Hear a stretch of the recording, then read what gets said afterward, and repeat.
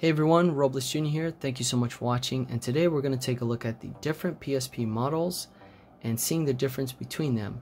Now we don't have the PSP E1000, the aka PSP Street, because that one was released in Europe and they're extremely hard to find here in the US, and finding one online in good condition, good working condition, is also pretty difficult to find. And that one is actually the last model that Sony decided to make before ending the whole line of the PSP. Hopefully you find this video helpful in seeing the difference between them and choosing the right one for you. So here is the first generation. This one is called the PSP 1000, aka PSP Fat, just because it's a larger size and has more weight to it. But for me, I love the PSP 1000 because it feels like a handheld console and it fits perfectly in my hands. I love the shape on the back here, which is perfect. The PSP 1000 is the perfect handheld console for me personally. Japan released various bundles and various colors. So they had pink, white, metallic blue, silver, and I believe there's one more color, champagne gold. And US unfortunately only had the boring piano black, but it's still pretty good. And I remember seeing the PSP for the first time in a magazine, and I just fell in love with it, especially all these buttons at the bottom. I think it's just so cool. It makes it look really nice. And on the PSP 1000 we have the memory card slot here on the side. The analog here is very unique because you can change it out to different colors if you'd like. That's one cool thing about the first generation model. And it just has good weight to it. Something about it just feels like a handheld console. Unfortunately, the UMD disc on the first generation does lack a little bit, and there is improvement on the later models. But if you take good care of your PSP 1000, you should have no problem running your UMDs. It just takes a little bit longer, I've noticed. In this one, you can run all sorts of different homebrew. You can run custom firmware, no problem. And this one is the more ideal model to run homebrew just because it's a lot easier to mess with, especially for developers. Also, we do have a larger battery. This one is a 1800 milliamp battery. But these batteries do tend to explode if you use them too much. Not meaning explode like crazy, but the cells inside die and the battery expands. So it's a very common problem with these older batteries on the PSP 1000 version. Moving on to the PSP 2000, also known as the PSP Lite or PSP Slim.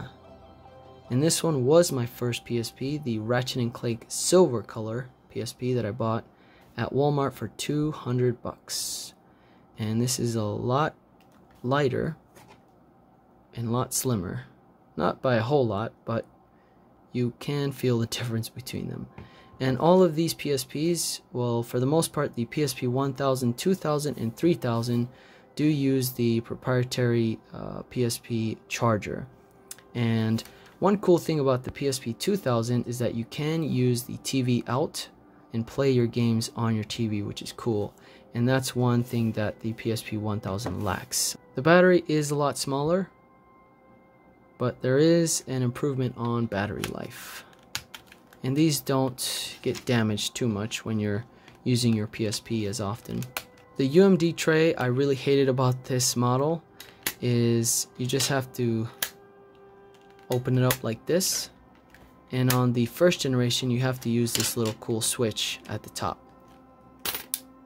And I think that's a lot better. That's way cooler than just doing that. And you have to close it like that, and it just looks really cheap. Obviously you can't use a PSP 1000 board in a PSP 2000 because of the different housing. So anything internal when it comes to the PSP 2000 you can't use on the PSP 1000. So that includes the LCD, the buttons, and everything that just involves the internal guts of the console. Moving on to the PSP 3000, the more popular one out of the three, just because of the beautiful LCD screen. That was a huge improvement on this model. And also the different buttons at the bottom, they're a lot more round, more oval. you can see here. And yeah, the LCD screen on the PSP 3000 is just very, very smooth. I love it so much. And not a whole lot of difference between the weight and the size. They're almost identical. And when it comes to the memory card holder, it is a little bit different. I forgot to mention that. It's moved up a little bit versus the 1000, you can see there. And we're looking at the same setup here on the 3000. And you can't remove the analog covers. So if you wanted to change these, you'd have to take the entire faceplate off, which sucks, and that's not a lot of fun. So it does run a little faster in the UMDs and videos. Your games and stuff like that do play a lot better with the improved UMD reader. And it's the same, almost the same door as the 2000. But we have a very strange I don't know, there's something about this circle, this PSP circle on the 3000 that I don't like, that thin circle. And that's one way to distinguish these models fairly quickly, is the ring on the back. As far as the battery goes, we're looking at the exact same battery shape and size from the PSP 2000. Very good. Moving on to the PSP Go. And this one is a lot harder to track down out of the three, just because it's starting to get a bit of a traction in popularity, I would say. And a lot of people want this in their collection, and a lot of people don't like this. That's why they don't understand about it. It's a huge difference. It's just a huge makeover of the PSP, and it's just more portable. And I was hoping that this would be touchscreen, but it's not. And when I saw this first released, I thought, man, did they screw this up? Why would they change all of the different components of the PSP and make it just downloadable?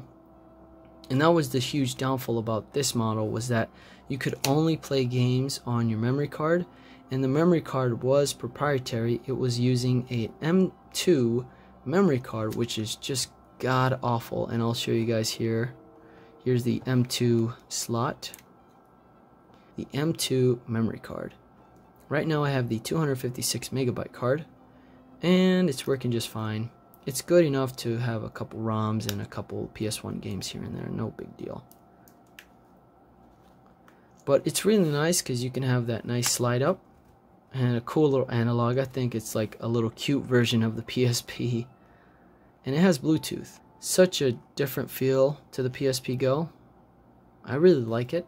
Here's the home button. And this one is running 6.61 Pro C2 Infinity 2.0. This is such a perfect portable console for homebrew. It's a great size, very cool look and feel to it. But I hate the proprietary charger at the bottom. You have to have that PSP Go charger. So dumb. It's very cool for collector purposes, and I would love to have the white colored version. And there's only two different colors when it comes to this model. The PSP Go is hard to find brand new in the box, and extremely rare, I would say, especially the white one. Here's the top of the PSP Go, the beautiful trigger buttons, the chromed out buttons. So awesome. I love that so much about this one. And a headphone jack. Look at that. They at least gave us a headphone jack. But having just this only downloadable content was a big mistake that Sony did, and shot themselves in the foot big time. And this one didn't really take off as it should have. So out of these models here, my favorite would be the PSP 1000 because of the feel to it and the weight. It just feels like a handheld console, like I said before. But these are going for a little bit of change. They're going more than 70 bucks, and you could get a PSP 2000 with a charger for about $50–60 on Mercari, eBay. I wouldn't go on Amazon. And you can also check your local listings on Facebook Marketplace but some of them do charge way too much, like $100. I think for $100 with like 10 games or 5 games with the memory card and stuff like that, I think is fine. But with just the console and the charger, you shouldn't pay more than, I would say, $60 for any of these models, except for the PSP Go, because this one is a lot harder to find. And the white color might go for just 200, with just the console might go for $150 alone. The white console version is a lot harder to find, and I'm looking for one, so if you guys have any leads, let me know. So these 3 consoles here, you should have no problem finding, especially the PSP 2000, because this one is just all over the place, especially the silver version along with the 3000.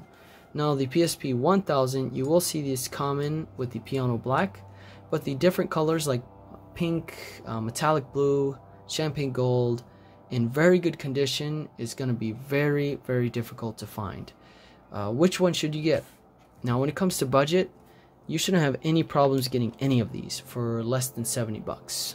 You shouldn't pay more than $70 for any of these 3 models. I've seen them go for $60, $50 easily, and if they're charging $100 just for the console and the charger, don't do it. It's not worth it, guys. Now the PSP Go is a lot more difficult to find, especially the white colored one, and this one will go for more than $100, so just be careful of that.